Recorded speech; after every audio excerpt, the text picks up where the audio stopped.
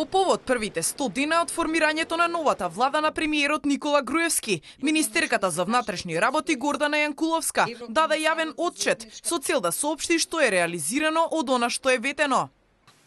Во овие 100 дена накусо би можела да констатирам дека тие представуваа континуитет на реформите за приближување кон граѓаните, континуитет во создавање на модерна европска полиција и континуитет на бескомпромисната борба против корупцијата и криминалот.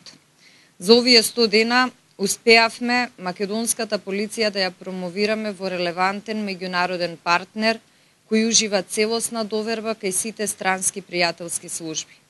Јасен сигнал беше за ова и првата посета на генералниот секретар на Интерпол во 20 годишната историја на постоењето на независна Македонија.